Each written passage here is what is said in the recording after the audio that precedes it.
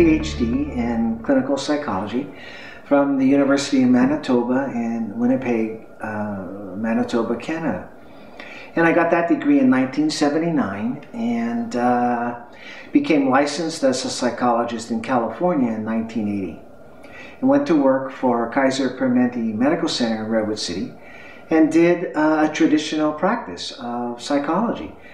I was combining different approaches to psychology, what we knew best, helped people, and trying to help my clients. And I would see people daily.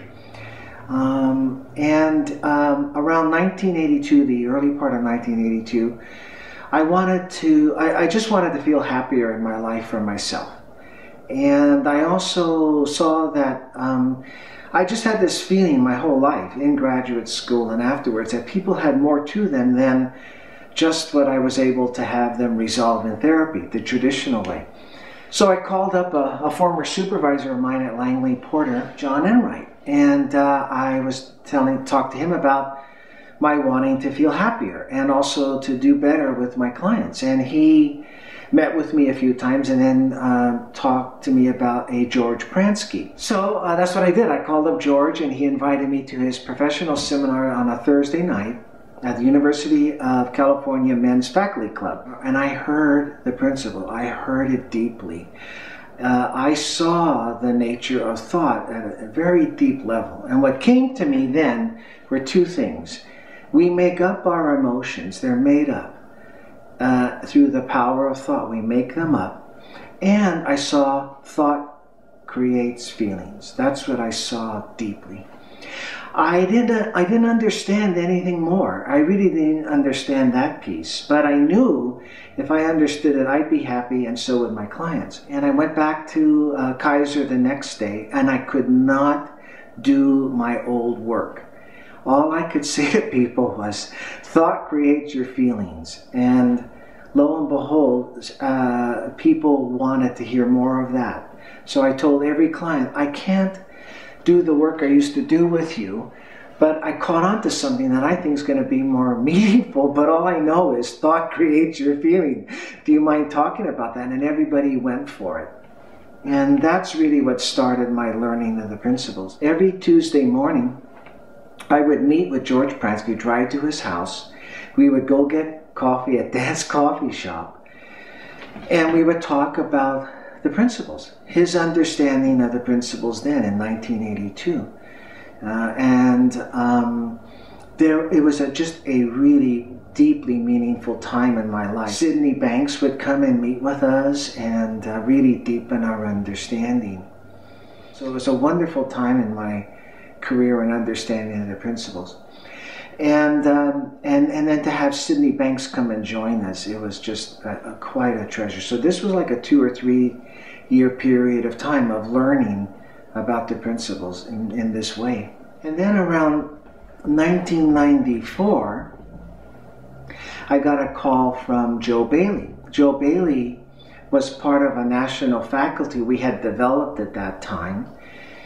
And we were teaching the principles throughout the United States through this faculty. Robert Gardner, who is the director of the Department of Alcohol and Drug Services at Santa Clara County in San Jose, California, had heard Joe speak. Robert Gardner thought, if I could bring this to my staff, they wouldn't feel burnout in dealing with people who have alcohol and drug problems.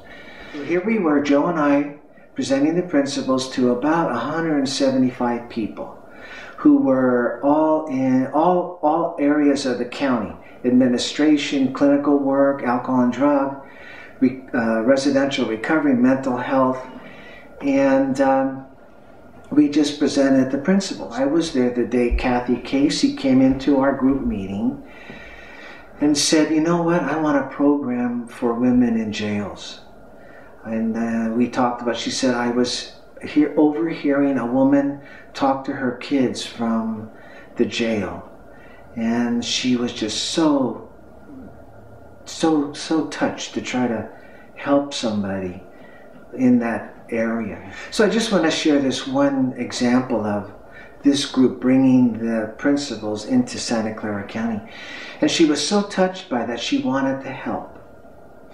And Linda Ramus knew of a grant, and they needed to get the grant in within 2 days. So everybody in the group was trying to help her get the grant written. She got it approved, and that started the jails program. That's the start of the principles in jails, and that has grown all over the United States, you know, but that's where it started. So around 1995, 1996. And then it's continued to grow in Santa Clara County. It's way beyond anything I know now. And more people have been trained in the principles and are out there developing their programs within the county. It's well supported. It's become a division, which is very unique, a 3 principles division. Sid has come to talk both in the jails and to the county itself, and that's really helped bring this further in the county. So that's the beginning story. Linda Ramus is now the coordinator of the division and continues to support it, and Robert Gardner continues to support it as he always has. But I just wanted to share what I remember of the beginnings because, again, it's so interesting because of how the understanding of the principles just takes on a life of its own. And, you know, we were working together. There wasn't really a format about how to go about doing this, but it was just people's own deep understanding of the principles that continued to form into how they brought it into these various programs. So I'm still a consultant to the division, and I still offer these classes, and I'm still a part of that division and feel very blessed to have been a part of seeing how the principles can, out of nothing, form a whole community that is now principle-based, and that has really helped thousands of people, just literally thousands of people.